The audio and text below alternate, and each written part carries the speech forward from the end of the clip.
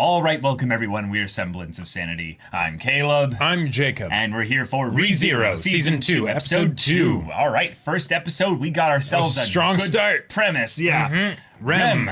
We need to save her. Yeah, but can we? Can we save her with our current arsenal of stuff, with Subaru's current knowledge? Yep. This is going to be difficult. Betelgeuse himself was his own problem. There was a whole, basically, arc. Two of the archbishops of the sins. Those are going to be a problem. That is going to be just a bit of a problem. Like, can you imagine?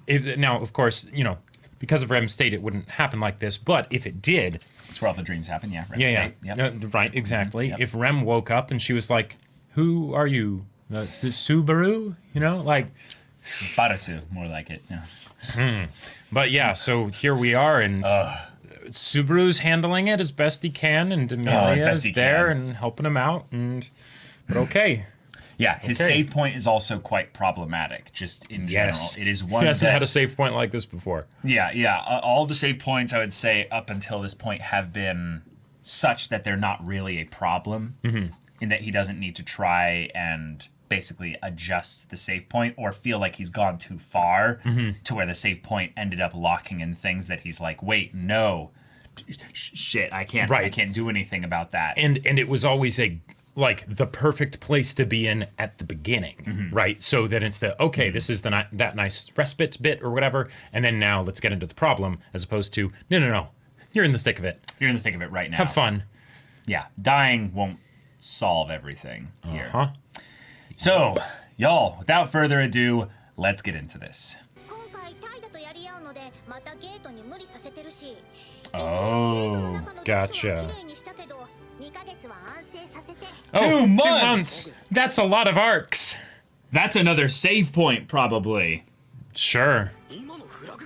The self-aware Subaru, we've missed you. Yep.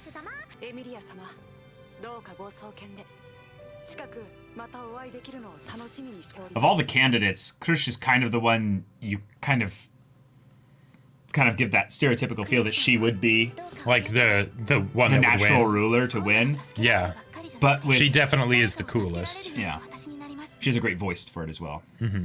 But I love the idea of Amelia and Felt just being in the whole thing as well. For sure. Yeah. Still no OP. Oh yeah, that's right. Wouldn't that be crazy if this was just a revolutionary thing where they're like, this show will not have an OP or an ED. We have so much stuff to cram in here.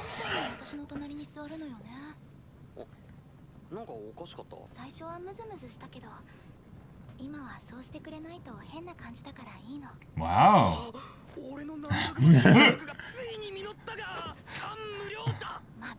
Yeah.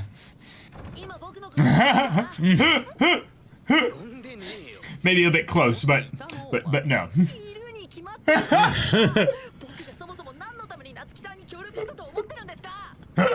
Just like that moment ruined. Yeah. Put in a good word. Yeah. If only there was some kind of lock on this. Wait. Now everyone's a little bit scared, nervous, yeah. Yeah. Hopefully all the... No music. Yeah. Is that like...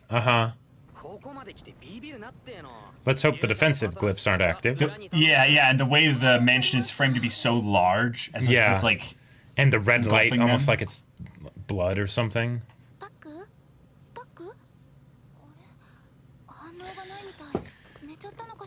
All the sounds are leaving. Yeah. Can you hear it? It's nothing. Yeah. What? What was that voice? New maid? Who's this?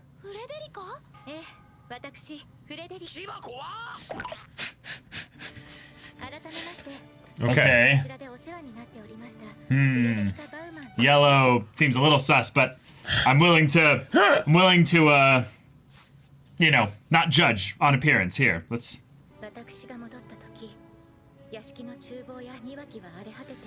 Ugh. Awful. Yeah. Yeah, Ram's no good at it. Yeah, exactly.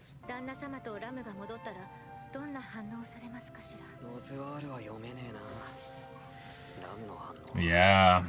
Oh, yeah. Yeah, that'll be interesting.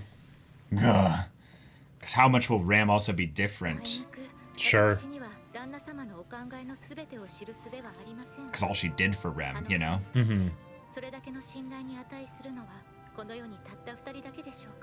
Oh. Ah, yes. What? Yes. Right. Beatrice. Yeah. Who did you think, Subaru? As if you were confused. Oh, he would Yeah. immediately tell. Uh-huh. Ah! Yeah. Nah, that's his nickname. I suppose. It's been a long time. Yeah. Well, we had that info from the first OVA. Showed that they're familially connected. Oh, half beast. Oh. Oh, yeah. Ah, Yeah. yeah.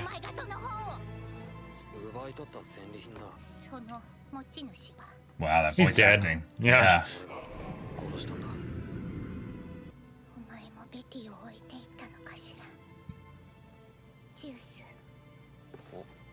Wait, she knew Betelgeuse? I never mentioned that it was sloths, you know? Yeah.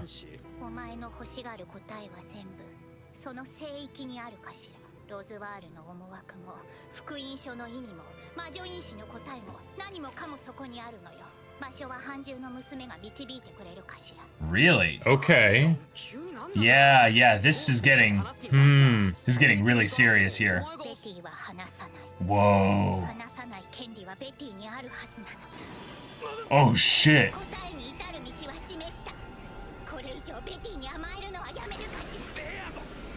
She's emotional. Yeah. Yeah. Uh-huh. She's about to cry. Yep. Oh, poor Otto! Dead. Wow. Yeah. Well, Yeah. I love how it interrupted what he was saying. Like, wow, you must be special. Yeah. Oh.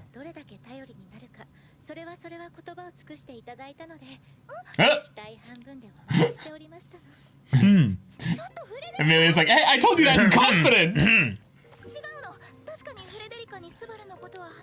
Yeah. Ah! Otto! My boy!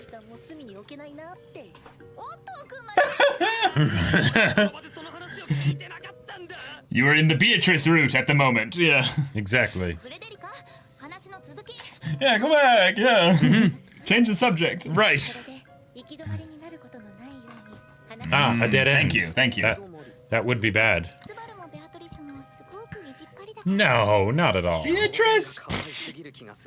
確かにつまり聖域までオットーがフォローしてくれると少しでもエミリアに協力的に接してその後ろ盾のロズワールの印象を良くしようっていうオットー君そうなのエミリア様の重視大そんなところでその通りですよ見え見えのお前の好感度は高いぜオットー夏木さんに言われると信じもしないんですがガーフィールという人物に Garfield. 聖域においてエミリア様たちが最も注意して接しなければならないのが All right. 人物ですわ It's interesting how, by taking out the D, that Yeah. name becomes actually really intimidating. Garfield. You Yeah. know? But Garfield, you know? Right. Fat cat. Wait. Oh, she's working here? Oh, Petra. ちゃんとこなしてるな Oh. スバル様もちゃんと大人として扱ってください No. 敬語マスターしてフレデリカに免許改伝が Nice save, Subaru. There you go. じゃなくてはいたまにドアを開けるとドラムエンカウントするかもしれないから Ah, actually, a reasonable question. Yeah, Possibly. just a bit. Yeah. 場所と資格は揃えました。あとは覚悟と強い意志。 Hmm. Okay. Why? フレデリカ。スバル様。これ受け取ってくれますか？見送りに白いハンカチを渡して旅の最中に汚れたそれを最後に返す。旅の無事を祈る昔からの風習ですが。 Okay. Don't worry, I won't die. Wait, or well, ありがとなペトラ。ちゃん The と final iteration of this whole thing. There will be no blood on this. right, exactly. Yeah. なんで急にそんな反応？これで旦那様のお言いつけ通りに Wait. Hmm. エミリア様が聖域を Oh, the letter was never Alright. opened. 祈る以外にありませんね。 Huh. So this is a Or the- trial or a test of some kind? I think so.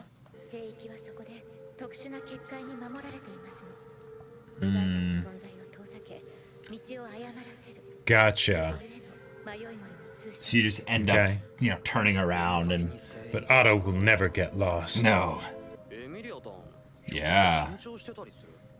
No, not at all. 分かったの？君のことなら何でもわかる。って言いたいとこだけど、今のは誰でもわかるよ。 Yeah. 大丈夫だ。俺が Oh. Oh. We just passed Passing through through the barrier. 嫌な予感がする。エミリア借りるぞ。 Whoa. エミリア。 Wait, what?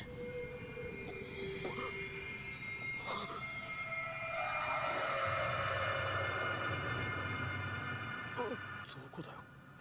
ここ。 Is this part of the test? But he might have screwed it up by taking it off her. Oh, no. Oh boy. I think this was meant to be for her. Yeah, probably. Whoa. Okay. Okay, I'm all about old ruins. Yep. No, this looks like a tomb. Sanctuary for what? Yeah. それが君の欲の根幹か。なかなか興味深いことだね。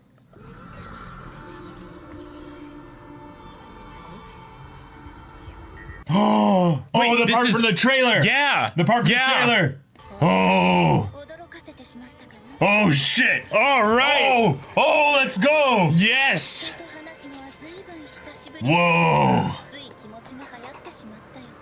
僕の名前は Echidna. 強欲の魔女とそう名乗っ The た方が Witch All of right. Greed. Oh, my God. But the Witch of Greed. Not envy. Oh, here we go. now we get the OP? Now we get the OP. Oh, my God. Oh, Whoa, all right, whoa, all right. shoot. Lots of cool designs. Modern. Yeah, so that's the place he came from, right? His past. Not looking towards it. Are we gonna get Subaru backstory? I think so, yeah. Oh, my jeez. God. Yeah, all the places. All his corpses, all the Okay. places he died and stuff. Uh-huh. Holy crap. That's Emilia. Oh Oh. boy. Oh boy. Oh, that's cool. That's my cool. God. That's awesome. Yeah. Well. Wow. Oh, whoa. This is, Whoa. Oh, Okay. I am so down ready. for this. I am so Oh ready. yeah. Oh yeah. Oh my God. Uh-huh. There was so much stuff in there. a ton. Y'all.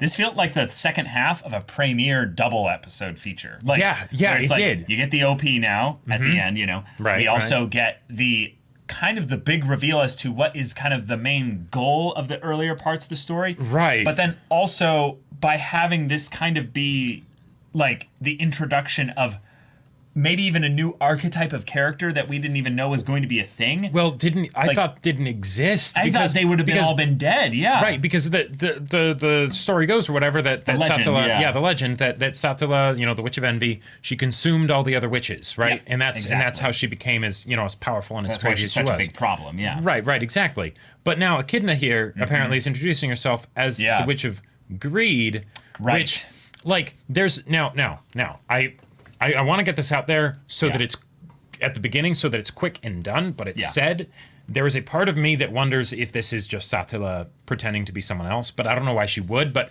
because I don't think she gains anything by it. I don't think she necessarily gains anything I think by that it. But Echidna is a very different character, and this is maybe something where Roswell is trying to set up Emilia to encounter someone that could be utilized as an ally against Satila. Right, and that's something that's cool if given Enemy of my enemy. Right, exactly. Assuming that this actually is Echidna, then that means that the legends and stuff are not wholly accurate, right? So lore and stuff that's been dropped up till now can be called into question. Right. And if Echidna is like exists and is alive and everything, then now maybe I suppose there could potentially be like this is a new Witch of Greed and all the other witches did get consumed back then, but like but the convoluted methods by which the magic basically portaled or unveiled Echidna's hiding spot, resting spot, dimension that she's in, whatever, means that I think that this is something that Subaru wasn't meant to be a part of. This was something for Emilia.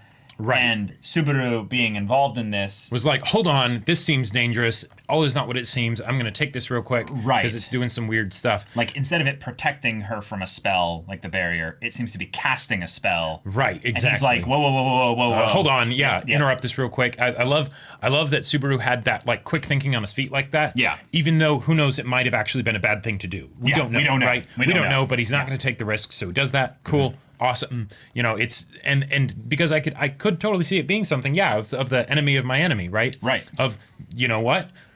Yeah, I can imagine Echidna is none too happy with Satila, you know. Given that Satila seems to be, for everyone else's point of view, the only witch out there. Right. Why is that the case? Why is Echidna here? Yep. And if Echidna is even a thing, then potentially the other ones could be out there. Yeah, exactly. Why does the world believe it went a different way? I'm guessing it's something where Echidna has been basically in hiding because she is terrified that Satila could just come up and be like, "Oh, I missed one. Oh, you survived somehow. Let me fix that." But okay. But this episode was basically just the biggest like setup episode for so much here. Yes. So let's go through it rather quickly here. Frederica, new character, maid, here to replace Rem. Rem doesn't know that Rem exists, thus needed a replacement. Yep. That's such a gut punch of the things of like, Rem is like, so much of her character is built around how she interacted with Rem when they were younger. And so much of the stuff that we then saw here with the state of the mansion and stuff, yes, it's kind of funny, but it's also the thing of, that's... Right. There were... Without Rem... Yep. Yeah. A whole lot of things that we might not have really thought about just stop working the way they did, right? Yeah. So that was wonderful. And then it's a way to even with Petra like becoming a maid and everything, it's like, oh cool, that's a fun way to show that basically the there world can be progression. There can be progression. The world is ongoing, right? And these characters have their own lives that they're leading, and et cetera, et cetera. So the mansion won't be just a stagnant point in time. But then also, we got something that really surprised me. Apparently, Beatrice and Betelgeuse are connected in some way, or were connected in some way. One of those two, in a way that almost. Oh, that's funny. He said that she would be, until you were, showing your tears and snot streaming down your face. And then she says, I haven't shed tears in a very long time, I suppose. And at the very end, she's nearly on the point of breaking down into tears. Wow. Because of him bringing up the gospel. And she's like, why? Like, you can hear it in the voice acting. The voice acting is really good. You can tell that she's out of sorts right now because he brought the gospel. And it's not just the thing of, why do you have something connected to the witches cult and all that? Why do you have that one? Why do you have that one? Yeah. And, I never said this was sloths, Yeah. And then she's like, well, then you've left me behind too, I suppose. Goose. And then he's like, he's dead. And then it's like, oh, And then what happened to his witch factor? And it's like, his what? It's like, hold on, Yeah. You don't know what it is? You really don't? if that's the case, then why did you bother to kill Sloth? Basically, like, there would have been a very legit reason as to why he did that, but maybe because he didn't, we've set up something with why Echidna and Subaru are going to interact. Sure. Now. Yeah, because, well, I mean... Because...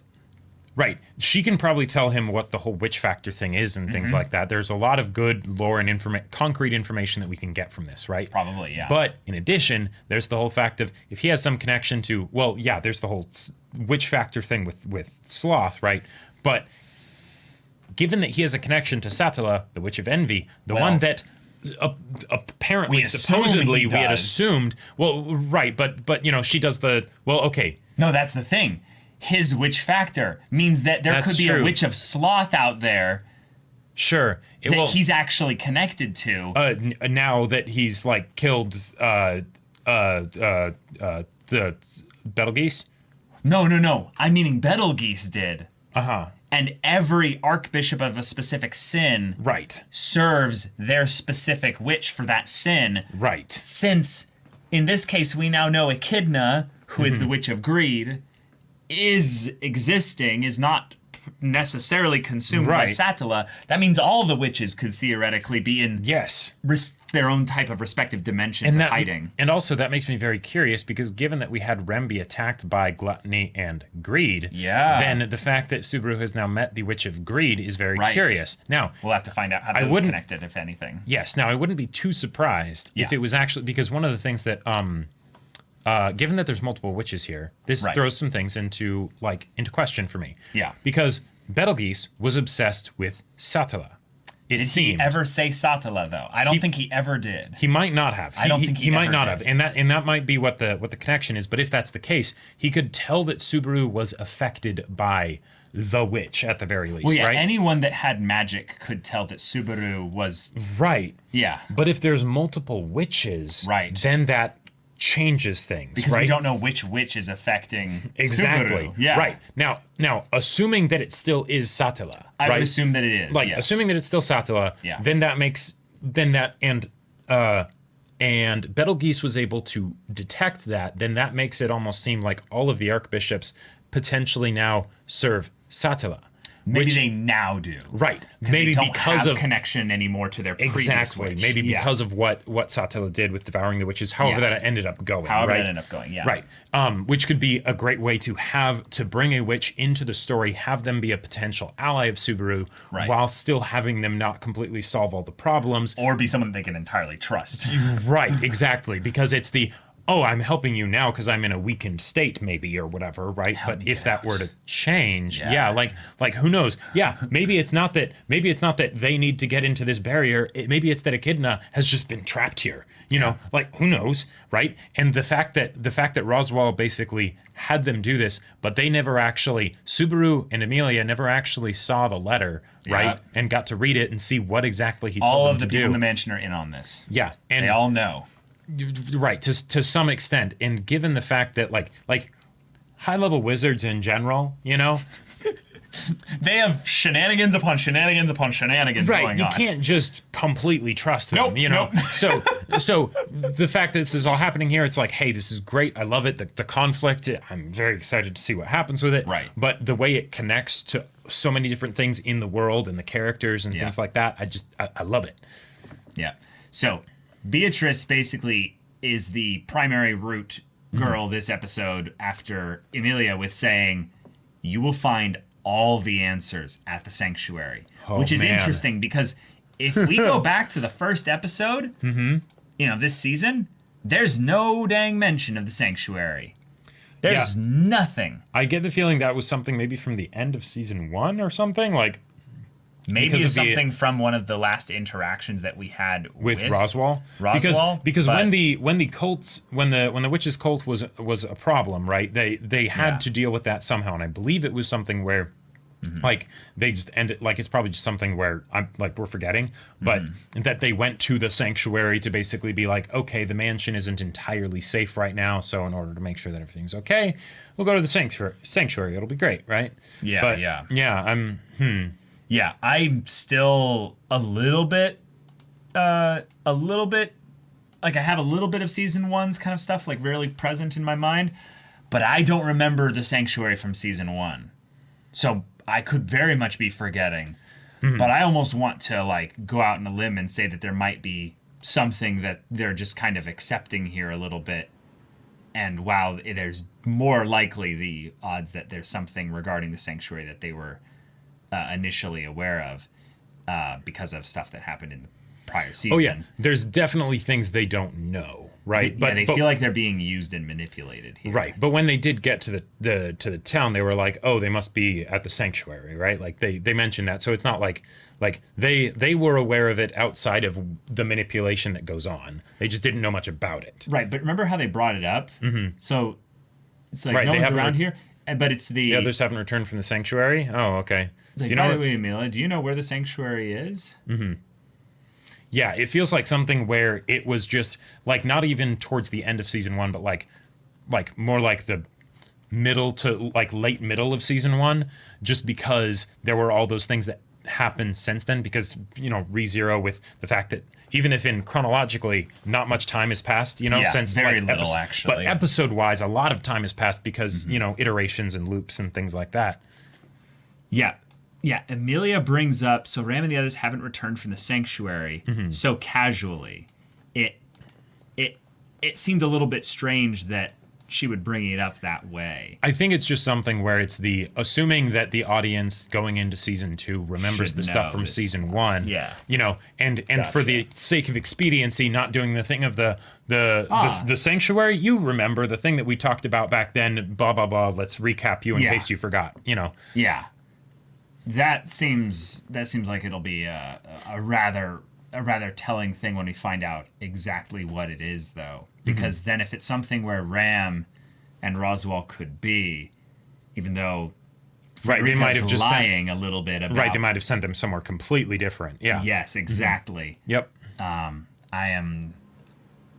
very curious about how that's going to go. But I gotta say, there were... Oh, go for it. I was just going to say the little girl that we saw that was in the... yeah, in the forest, and then she's forest in and the stuff. OP, and there's all the copies of her. Yeah, I guess there's no way of telling gender actually with regards to this. I'm just probably assuming because of the pink hair. Yeah, long pink hair. Yeah, But long pink hair, rosy cheeks. Yeah. yeah, there's some mystery here, and I've liked ReZero's mystery stuff. Oh, in the yeah, earlier yeah. stuff. So But cool. comedy-wise, Otto, you were great. I loved how he was Otto. just the butt of so many jokes, and it worked well and didn't take up like too much time. Just like him being like, did you call for me? Yeah. No, we didn't. Oh, really? Okay, well, all right, let's start talking about stuff. No, I am closing. Or like the put upon NPC that Subaru is so self-aware of this Exactly. being the RPG style storyline that he's Right. like, I can very much work my way around Otto here. Yeah, it's I know how to deal with him. Right, the NPC that you just end up sort of meeting that just sticks around for reasons because they have their own story. Functional reasons of the story. Right, I but- drive the ground dragons. Don't. Yeah, exactly. I get you from don't point A to belittle point B. me. It's important, Yeah. Yeah. But then like things like transitioning the scene right in the middle of him saying something, like almost like Subaru and the universe itself is just like, all right, skip yeah, whatever. dialogue, Let's get to the important stuff. Yep. Like freaking Beatrice, funny. and being all choked up over an Archbishop of Sin. Geese or goose. Yeah. Yeah. Okay.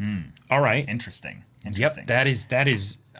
Oh man. And Echidna also just Yes. looks like Amelia Yep. And man, with a little bit of color palette change, but very much. Wait a minute. right now. Do all the witches look like Amelia? Well, she's a half elf with silver hair, right? Yeah. Which was how the Witch of Envy, Satala, was described. Maybe the other witches were that too. Who knows? Or maybe people have been attributing, Amelia to Satala's the stuff wrong witch. Yeah, that is a definite possibility.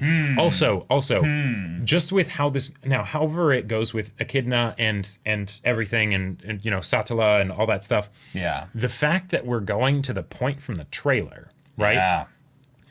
It makes it feel like the trailer is both spoilery and misdirecting. Oh yeah. Because Yeah. this shot here, it's like, okay, if we add a bunch of bodies, right, then we've got the trailer, right? Right. Which And- makes me think, okay, clearly something not good is going to go down with Echidna and Subaru and everything, right? Or just that's just impressionistic.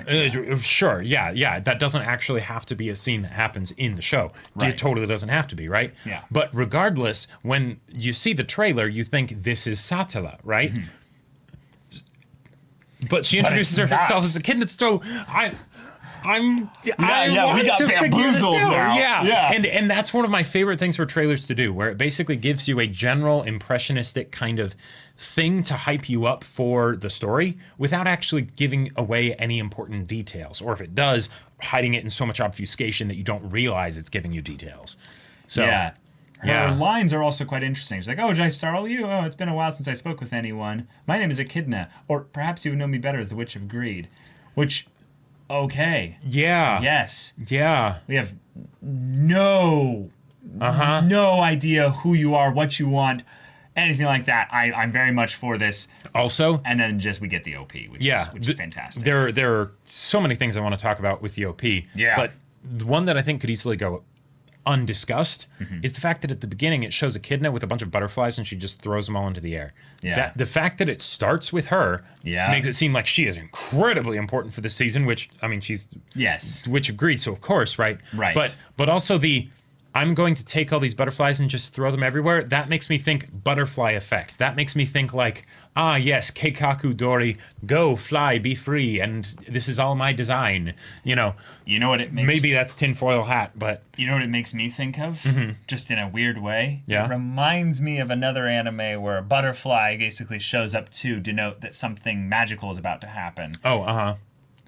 And what if, just an idea here, what if Subaru wasn't the only one that got transported from a fantasy world? well, What if Echidna is actually the one that brought him here? And these butterflies are the go, fetch the people that will come over. sure. Here. Like there are a few things about this that kind of can be, like, I feel like it's going to start being relevant to be brought up. Like Subaru's family. There's Subaru's family, which I love, but just with the standpoint of what the power stuff that we've seen happen in this show Yeah. that hasn't really been touched upon. Sure. We have presumably witches casually bringing people from other universes, which that in and of itself is ridiculous. Like Yeah. like with isekai, we can kind of get used to it of like, oh yeah, pulled from another world. But no. That is awareness and control over different realities, not even Yeah. your own reality, because that's pretty crazy in and of itself, but different realities. Yeah. Then we have the ability to actually put someone into a time loop. That shit is whack. Yep. That is not, that is that power, that kind of power right there. So- what does that even mean? Is the person who creates it affected by that or not? You know? So, yeah. Do you know what I just realized? What? Look at the girls that are introduced in the very beginning of the OP. We have one for Echidna. Just start counting here. Okay. Yep. One, Boom. Second girl. two, yeah, cool. Blonde. Oh, 2, 3, pink hair. 4, 4. Mask. 5, 6. And then Subaru. Okay. That would be 7, right? 7 deadly sins. Well, but also, Now. if you count Amelia as one of the 7, okay. Count know. Amelia or Subaru. Either way, I think Right, that's right. the 7th. Yeah. But think about it this way. Subaru has a connection to a witch. Regardless of which witch it is. right? Let's assume it's Satala. Yeah. Because I think that makes the most sense. Yep. But does that mean that basically Subaru is basically carrying around maybe some kind of vessel and all those Oh, girls we saw there are all the witches? Well- and Subaru being the 7th is the, oh no. Well, and Maybe- by the way, we've also talked about how, because we got this in the the Frozen Vons OVA. bit, that Emilia is officially a potential, either present or in the future, reincarnation for For Satala. Satala. Yup. That's ridiculous. That is actually crazy. Yep. Like and so, like, I just wanted Yeah. to be like, wait a minute, Uh-huh. how many of those characters were shown there? It's 7, so that's its own thing. We have the potential Ma and Pa kind of situation Which with Subaru's backstory, which God, I love that. I that hope they do that. Yeah, because hope they do like that. Subaru as a character, right? Best thing about the show. Well, yeah, I would definitely say best thing about the show. For sure. But even with season 1, I described him as like what self-inserts like can be at their best, right? Yeah, because self-insert doesn't have to be a bad thing, right? That's so that the audience can insert themselves into the story and experience it, right? With as little impedance as possible, right? In the case of Subaru, it was something where he started out as kind of a blank slate of what would it be like if we got transported to a fantasy world, and and it was a little meta, and a little meta, and we didn't have any crazy magic, but we were there and we had all the knowledge, but then it goes whack, it goes weird because we're a regular person, so we die instantly, all this stuff, blah blah blah. But for some reason, we respawn at the nearest bonfire. Right, that way we can stay in the world, right? Right.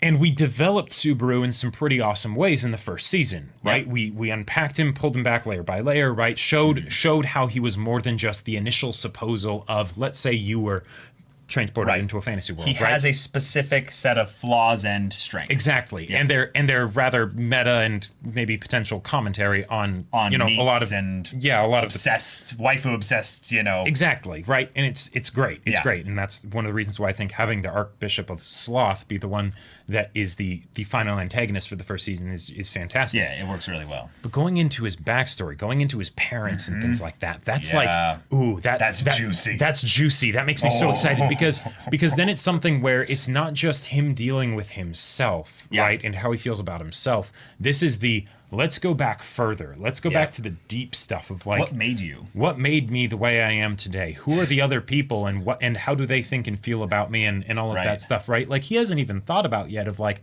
oh man, if I got transported to a fantasy world, does this world exist in the same time existence as the real world? Right. Am I dead in my world? Or is this all happening instantaneously in my world? Or is this all a dream? Or did my parents just realize that I didn't come back from the convenience store? The convenience store to buy his stuff. to buy my stuff. I just left and never came back. What's the situation there? And also the idea that he was so excited to be in a fantasy world without even questioning it. It's the meme of that's now a thing in almost every isekai. Yep. But if you think about it, maybe his life was so shitty back into the regular world that he's now like, oh my god. Mm-hmm. Everything. This is the greatest wish I could have asked for. But I do want to point some things out. From the little bits that we got of his parents, they actually seemed to be pretty cool. They seemed, seemed normal. Yeah, or just kind of boring. His mom has the sideways ponytail. Oh my God, she does. Right? She's got the sideways ponytail. His dad seems to be kind of positive, in a kind of positive pose, sort of a happy pose. She does. Yeah, she does have this. Sideways ponytail in the apron, it's Oh god damn. Oh, it's so funny. But then his dad is in a room with anime figures, right? So it's either Subaru's room. So I'm guessing it's Subaru. Yeah, and he's got a big smile on his face, a coat or something over his shoulder, right? Yeah. This makes me think that basically he's in Subaru's room. The connection between him and Subaru is good at the very least, even standing next to a bunch of anime figures, right? Hopefully, right? And this is totally me reading into a single still frame, right? Yes. But that makes me think it's something where he was at the very least fairly accepting, right? Yeah. So the main reason why I want to throw out the idea that it actually wasn't that great, at least from his perspective, regardless of the empirical evidence of it.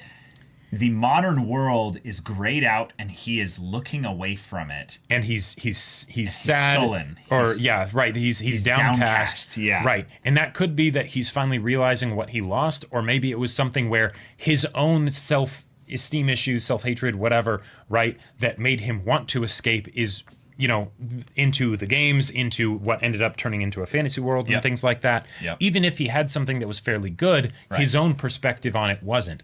And I feel like that's similar to the kind of stuff that's been happening with Emilia, where because he puts on these facades and things, right, because he feels like he has to, and then that's how he can sort of earn the good ending. Right. But then we see him going through all of the... And it breaks all the facades, and it stuff. allows him to have these moments like in the carriage in the very beginning of this episode with Emilia, where he can kind of be just brutally honest at times and leak a little bit of that out. Right. So that she's aware that he's being genuine. Right. And at those points where she calls him out, yeah, you're being a little selfish right now. He's like, yeah, I get it. And then he's able to connect more with her because of that, and thus their relationship is growing and developing in a She admits that, positive like, direction. yeah, I'm selfish too. The reason I want to, you know, like be the why I'm a candidate is for selfish reasons, which you didn't get into, which is like, okay, cool. Okay, visual storytelling for the OP's like part with the time loop bit with the backwards hug, which was the thing that Amelia did. The thing for that him Amelia in did, the first episode of but this then it's season. like, wait, hold on. So, yeah. Like this. Can we get into this? No, I know, because Can we get into this? this goes so much more into the thing that we brought up in the last episode, or was it the Frozen Bonds? I can't remember. Might have been the OVA. Yeah, but that if Emilia is a potential reincarnation candidate for Satara, right? Then wouldn't that just make it to be the perfect antagonist where Subaru is needing to then fight the waifu that he hoped for the good ending with, The right? inevitability of not being able to be with Amelia. Sure, that too. But just the idea that it's so much more personal than simply here's the 7 out of 7. You know, this is the next, you know, Archbishop of Sin or you know, Satala or whatever, right? But to have that connection with Satala be so complicated and stuff, right? Yeah, and then the fact that it shows someone who up till now the dark hands and stuff, we assumed that was Satala, and she's doing the backwards hug in the same way that Amelia did, and it fades into regular, you know, hands and arms and things like that with a haircut that's suspiciously similar. No, it's not even suspiciously similar. It's just the exact same. Yeah. I just wanted to bring up the visual aspect of this because it starts with him getting the dark hands and stuff. Oh, yeah. Wait for it. I don't think you know what I'm about to say here. Okay. Then when it transforms into the bright Emilia Satala kind of thing there, he ends up then having the determination to then go forward, have himself get chopped to pieces, torn apart, go through all this shit for her, which is what the text is saying, like, you know, for you, I would die like as many times as possible or something like that. But then it's a loop.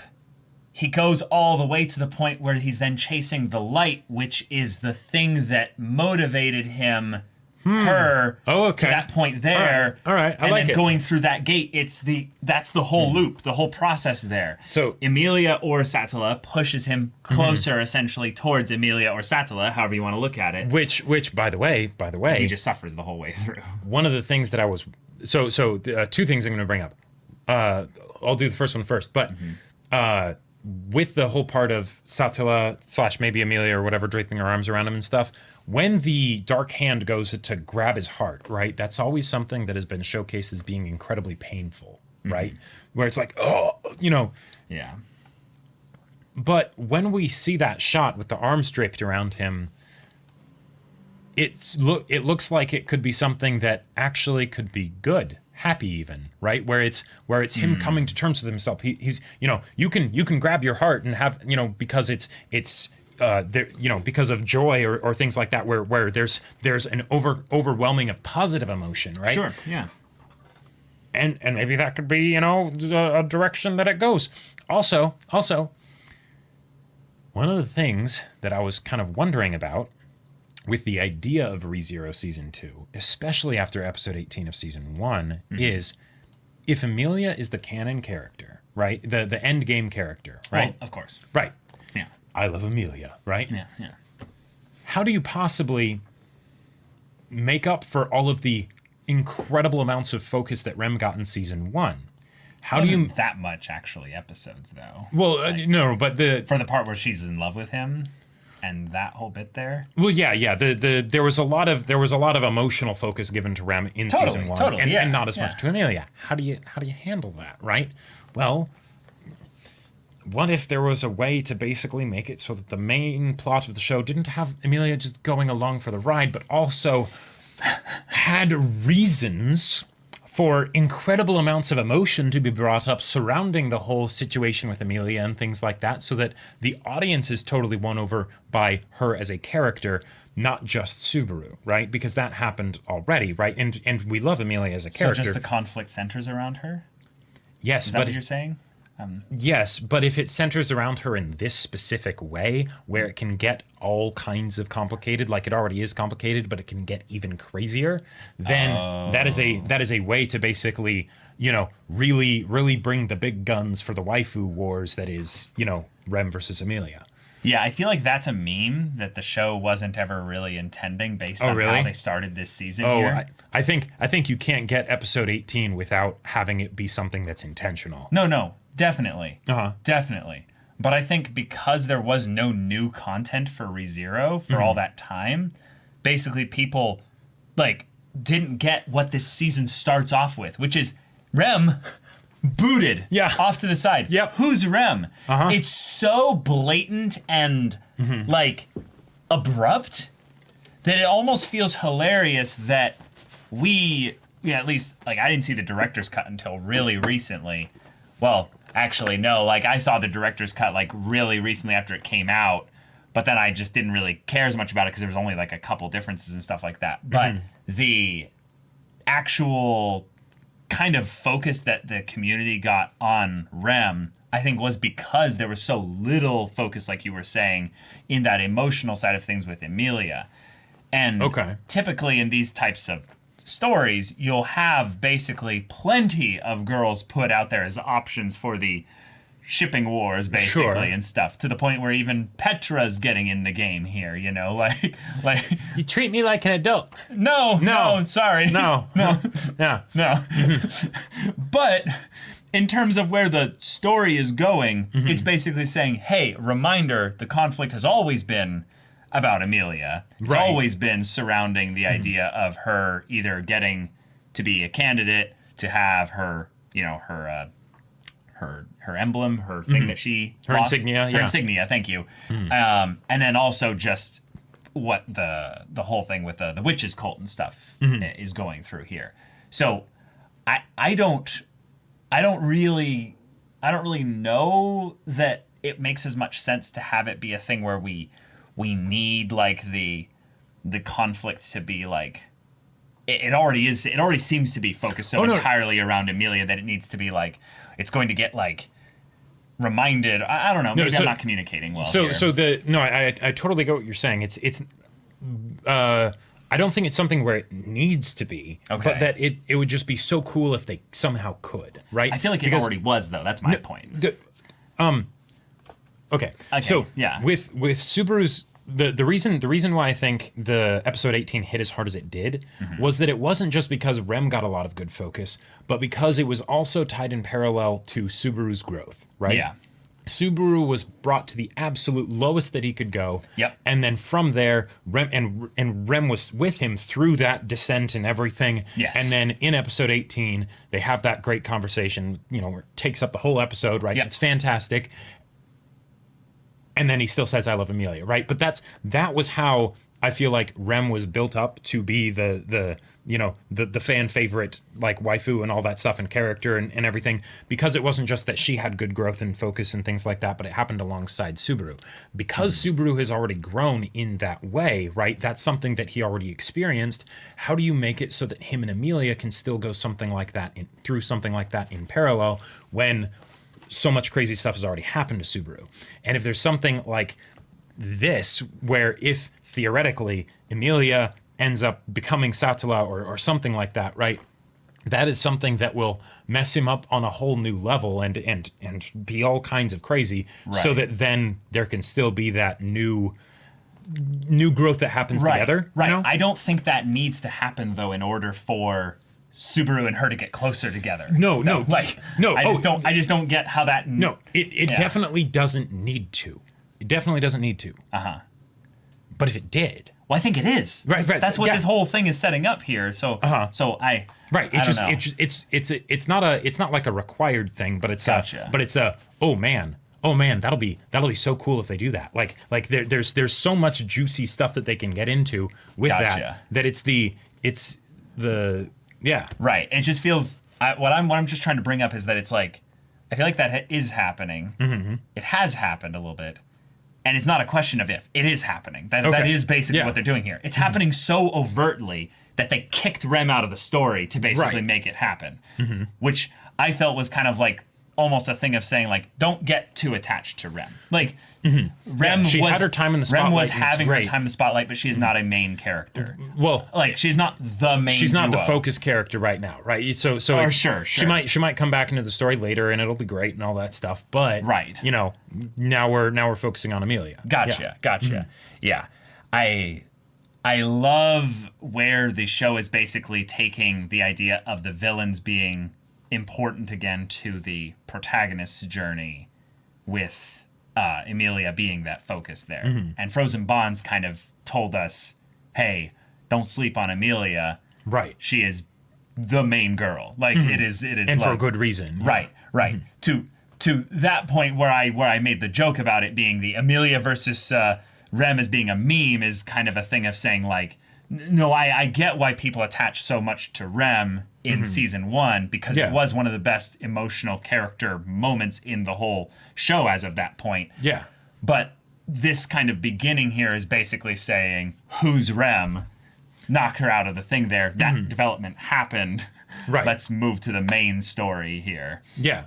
That's all. Yeah, I was just saying I really appreciate it that it's setting things up to have the plot conflicts and the character conflicts all be tied up so tightly because just having characters spend time together, that does a lot, right? But have it be something where it's getting at fundamental aspects of who they are and how they'll grow and things like that. It's wonderful. Yeah, it's really good.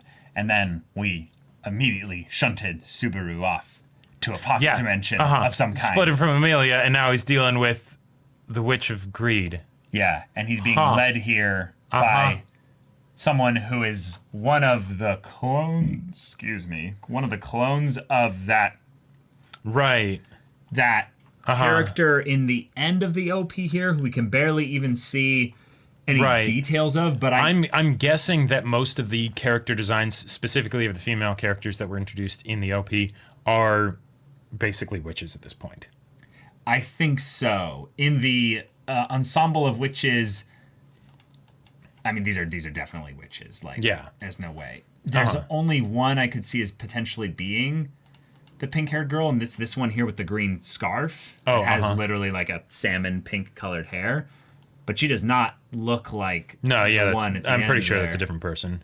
So, all right, we're getting a whole new ensemble cast of characters. Yep. Here we go. Oh boy. But y'all, thanks for bearing with us at the end of the discussion there. This one I kind of dragged out a bit longer than needed to, but this was a crazy episode setting up so much stuff, and I'm excited to be excited about an isekai fantasy again, because this is honestly, while I ragged on ReZero Season 1 a lot in between, 2017 or 2016, and now something like that. It was really because I didn't think that they were going to give us any more.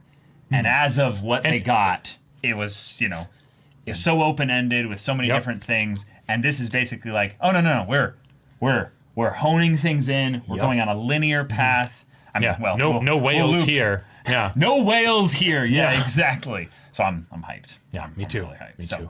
y'all, thank you so much for watching this episode's reaction and discussion. If you want to see the next episode's reaction and discussion right now, though, go check out the link in the description below for our Patreon. You can get on early access there. You can watch full-length timer reactions there, and all this comes with Discord access, so you can chat with us in the community there about this show, about anime in general, and also be sure to check out our Twitch channel. Info's in the description. Yeah, so if any of that interests you, we'll see you there. But until then, we're Semblance of Sanity. I'm Caleb. I'm Jacob. And we'll see you all next time.